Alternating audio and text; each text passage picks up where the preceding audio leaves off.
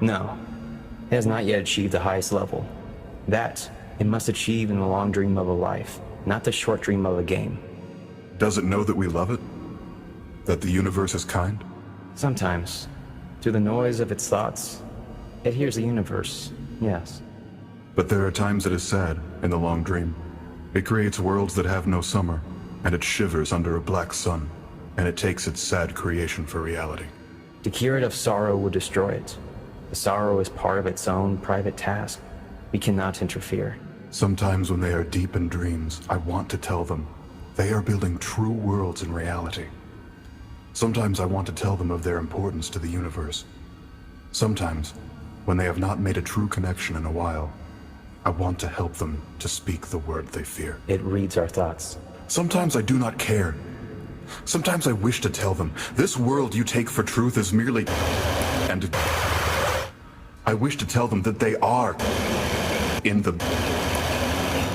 They see so little of reality in their long dream. And yet they play the game. But it would be so easy to tell them. Too strong for this dream.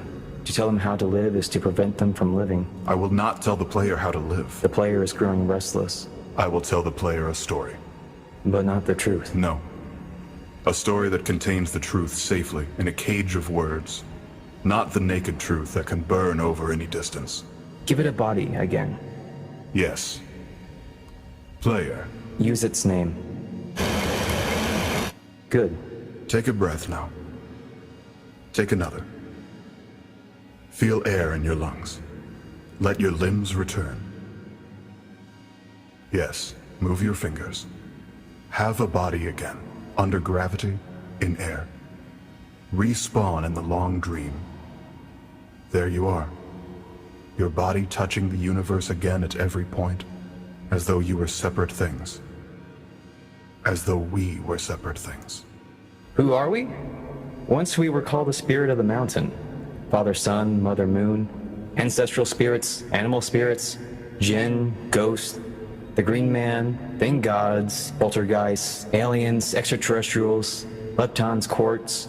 The words change. We do not change. We are the universe. We are everything you think isn't you. You are looking at us now, through your skin and your eyes. And why does the universe touch your skin and throw light on you? To see you, player, to know you, and to be known. I shall tell you a story.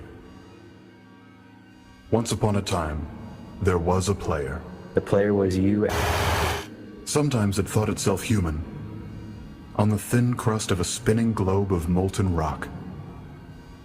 The ball of molten rock circled a ball of blazing gas that was 330,000 times more massive than it. They were so far apart that light took 8 minutes to cross the gap. The light was information from a star, and it could burn your skin from 150 million kilometers away. Sometimes the player dreamed it was a miner, on the surface of a world that was flat and infinite. The sun was a square of white. The days were short, there was much to do, and death was a temporary inconvenience. Sometimes the player dreamed it was lost in a story. Sometimes the player dreamed it was other things and other places. Sometimes these dreams were disturbing, sometimes very beautiful indeed. Sometimes the player woke from one dream into another, then woke from that into a third. Sometimes the player dreamed it watched words on a screen. Let's go back. The atoms of the player were scattered in the grass, in the rivers, in the air, in the ground. A woman gathered the atoms. She drank and ate and inhaled, and the woman assembled the player in her body. And the player awoke from the warm, dark world of its mother's body into the long dream.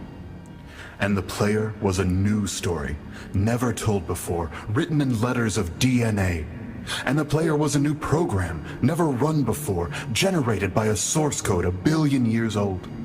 And the player was a new human, never alive before, made from nothing but milk and love. You are the player, the story, the program, the human, made from nothing but milk and love. Let's go further back. The 7 billion atoms of the player's body were created long before this game, in the heart of a star. So the player, too, is information from a star.